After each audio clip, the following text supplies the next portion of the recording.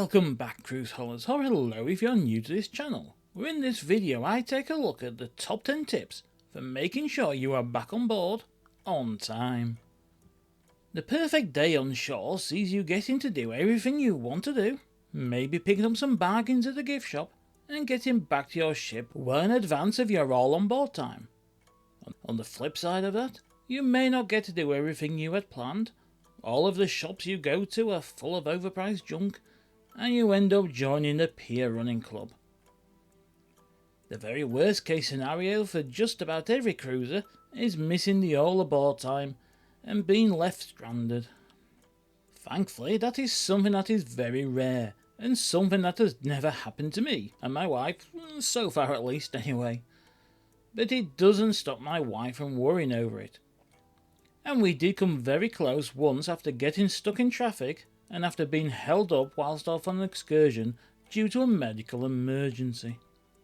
As I prefer to head out and explore on my own, it does take away from the safety net that you get from being on the planned shore excursion.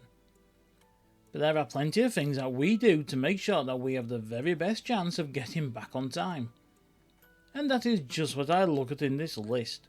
where I bring you my top 10 tips for making sure you're back on board your cruise ship on time. So if that sounds of interest for you, don't forget to give this video a like, subscribe, and also leave in the comments your tips for getting back to your ship on time. My name is Darren, and this is my top 10 tips for making sure you are back on board your cruise ship on time. If you need to take a shuttle, you will be given a last shuttle time. If you need to take a tender, you will be given a last tender time, and that makes it easy to know the last time you need to be back at the port gate.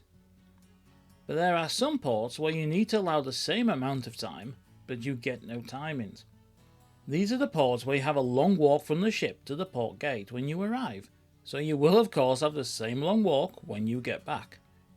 Sometimes it's a long walk along a cruise pier, but sometimes you face a long walk through a cruise terminal, and with plenty of going up and down, left and right, and winding backwards and forwards, you can quickly lose sense of how long it took you to get from the ship and out of the port gate.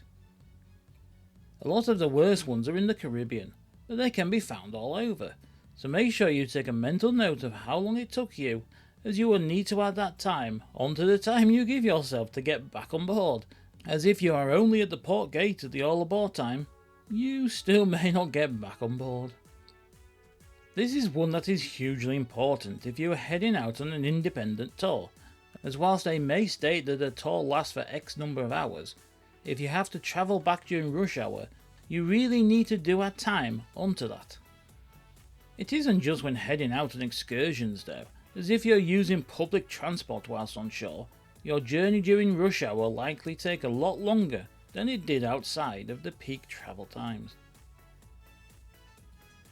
Something that can really catch some people out is rush hour traffic and even affect you when you're walking around. Why is that, you may ask? Well, there can be lots of small changes made to where you walked earlier, including the timing of traffic lights at crossings and the shortcuts that you took now being blocked by traffic.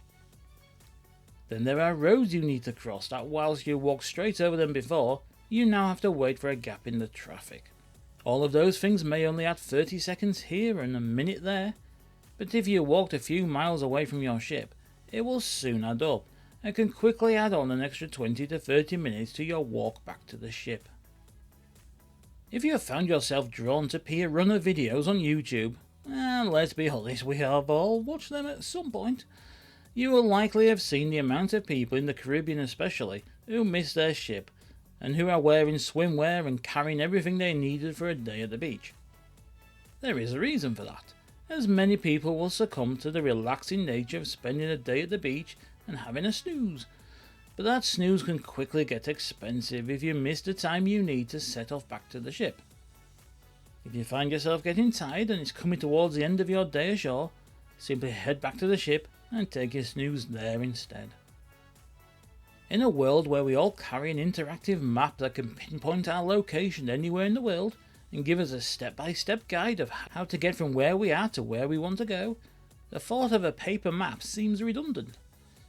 If you're exploring somewhere you don't know, especially a large city or somewhere with a complicated layout, such as a European town built on an historic town plan, you can easily get confused as to where you are and where you need to go. After a full day of using your phone to find your way around, your battery will quickly run out, or you may end up somewhere with no signal. So make sure you can still find your way back to the ship, no matter what, by grabbing a paper map from a tourist information office, or downloading and printing one from online before you even set sail.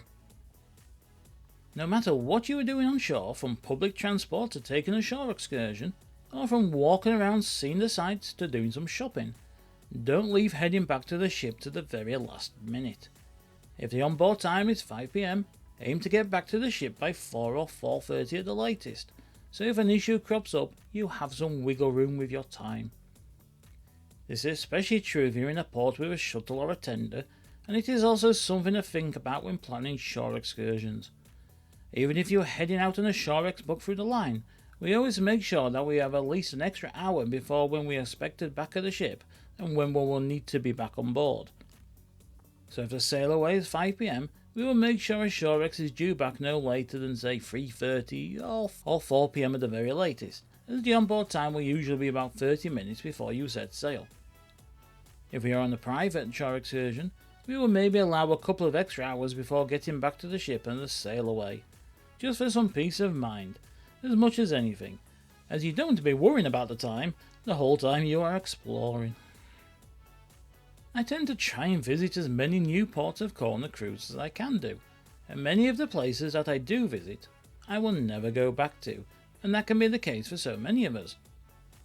The great thing about cruising is that you get to go somewhere, do the things you want to do, see the things you want to see, and then move on to the next port, where your exploring starts all over again. It does also mean that you are often against the clock to pack everything in that you want to do, as if you fail to do something, you may never get the chance to do it again. One surefire way to make sure your time gets even more limited is by having no plan when you arrive in a port, and as by the time you figure things out, half the day is gone and you are rushing around trying to get things done, or you are hoping everything runs smoothly to have any chance of achieving what you want to achieve. The internet has many downsides, but one of the incredible upsides is the ease in which it makes travel planning, so there really is no excuse not at least to have a basic idea of where you want to go and how you can get there. No matter how you like to explore when on shore, make sure you have a backup plan that will get you back to the ship, just in case. If you head out on excursion, you will likely think that you are fine and that you will get back to the ship no matter what, and whilst that will be the case 99.9% of the time, there is that 0.1 chance that you don't get back. There can be a few reasons for that, but the most common is simply that you are exploring a large city that you have never been to before and have to find your way back to the coach pickup place. You may simply get completely lost, and by the time you figure things out, the coach has taken the tough decision to leave without you. You may also just simply lose track of time, heading to an attraction where you have no phone signal and cannot check the time, or maybe you head out on public transport and get stuck in traffic. Similar things can happen if you have docked in a city with a metro system and you head out on your own to explore, but those same problems can happen if you are walking around a port of call. Maybe you struggle with the heat, roll an ankle, get lost, misjudge how long it takes to get back, or numerous other reasons that stop your original plans in its track. Instead of scrambling for a backup or trying to figure things out while you are rushed and panic, make sure you have a backup plan before you even step ashore. Having something as simple as a local number of a taxi company or the app for a local rideshare company can be a lifesaver, but just make sure you don't rely on the same services that you have at home or even in another major city relatively close to where you live, as that same service may not be an option in your port of call. If, like me, you prefer to go with exploring on your own, but you're always concerned about getting stuck somewhere or having to rush back to the ship in a panic, one simple solution that I use is to head to the furthest away point from the port that I intend to do so first. I then work back from there so that I end up at the closest thing to the ship that I want to visit or see, and then that gives me plenty of time to do what I want to do.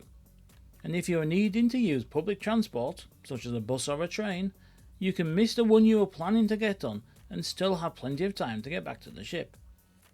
After a long day of exploring, you also tend to get tired, so even if you are just walking around the port town, try to end the day exploring the areas around the ship, and then when your feet are aching and you need to rush back to get back on board the ship, you'll have that extra motivation of being able to see the port gate. It's probably fair to say that most people will just look at their phones for the time nowadays, but anybody who has cruised will know that your phone time can often be wrong. If you are sailing close to other borders, along time zones, or you're just out of signal range, your phone may not update to the correct time. And you had best arrive back at the ship early, but miss out on the things in port. But at worst, you arrive back to your ship just in time to see it set sail. To get around this, I would recommend simply wearing a watch, or even better a basic watch, but you will need to set it to the right time, of course. And don't forget, sometimes the ship's time and the all aboard time is not the same as the time on land. This may seem simple at first glance. You just need to check the Lines app, your paper daily, or the signs around the ship for the all aboard time. All aboard! And you are good to go, right? Well, it isn't always as simple as that, and sometimes it can be frustratingly complicated, although it does depend on where you are cruising. For starters, the all aboard time could be given as the ship time, whilst the time in port will be the time of where you are visiting, which, whilst almost always the same, can be different.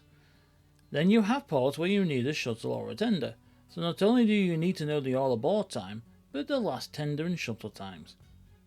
If you have a full day of exploring and are close to a border with a time zone change, make sure you know which is the right time.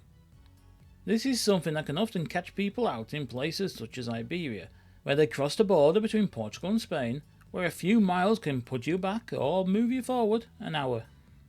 So all that remains to be said is thank you so much for watching. I hope you enjoyed my look at the top 10 tips for making sure you are back on board your cruise ship on time, and see you next time.